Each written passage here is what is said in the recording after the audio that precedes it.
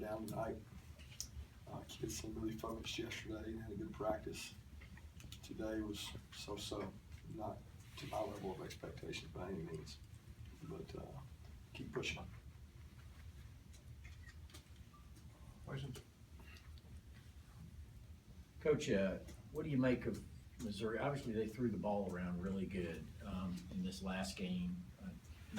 Didn't move it as well against West Virginia. Do you think they figured some things out with their quarterback position, what they're doing? Well, against West Virginia, they had 100 snaps. So anytime you have 100 snaps, you're doing something right. They had 3 or 4 turnovers, struggled in the red area, and West Virginia's not it's a very unorthodox defense, so it's very different to play against. But they are a very good offense. They've got really good wideouts, really good skill, and I think the quarterback throws one of the best deep balls I've seen in a long time. So your typical basketball, great touch, throws a really good deep ball, and they are an explosive offense.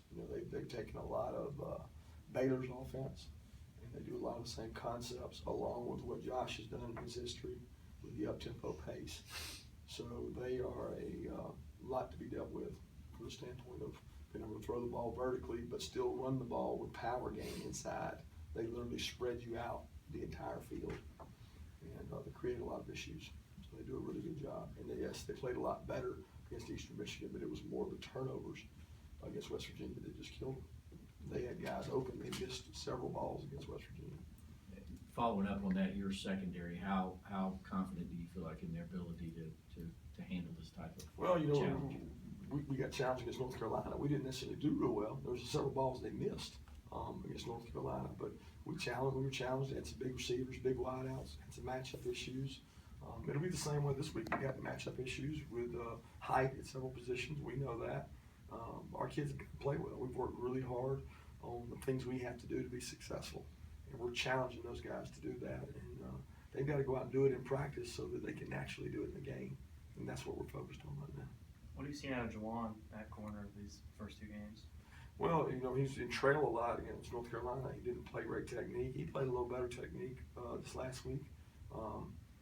It's very important for Juwan to settle down and focus on his technique and play in the right way. He's one of those guys we talk about that if he'll just get the call, focus on his job, and do that, execute, and not get lazy with his eyes and lazy with his technique, he's a good enough athlete to do it. But he's got to play well. He'll be matched up most of the game on one of their best receivers, so he'll have to play well. Just more reach for him, even though he's a relatively new guy on the team. The other defensive back to kind of gravitate toward a little bit because of that experience that they've learned from him a little bit. Who's that? Maurice Smith and how the other D back they kind of. Well, I wouldn't say that. I mean, Mo plays kind of a different position. Right. He plays a nickel position. Right. Those guys play out on an island, out at corner. So, all those guys have bonded together well. And for 2 games, they've executed the calls. They haven't always won their one-on-one battles, which is going to be critical in this game. They've got to win their one-on-one battles. But you can't play these guys and give the corners a whole bunch of help. And it's a tough game plan because they literally spread you out. All of college football has seen what Baylor and these teams are doing, and they do a good job of doing it. Kirby, is the O-line still those 6 guys rotating, or is anybody else you're giving a look at? Maybe? Well, we're giving all of them a look. We rep 12 guys a day, so there's 12 guys that are getting reps every day. And we can't rep 6 guys. I mean, they would give out there. So there's 12 guys all repping, and the competition's open. And the hope is that some of those other guys push the other guys to get better. But there's a reason that we played 6 too. That doesn't usually change just because of a game. We had 28 practices to get ready for the first game.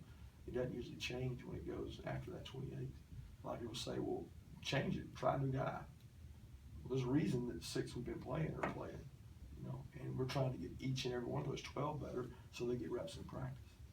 Kirby, the Baylor aspect of the offense with Heupel now versus last time you saw him is more spread, is that what you're saying?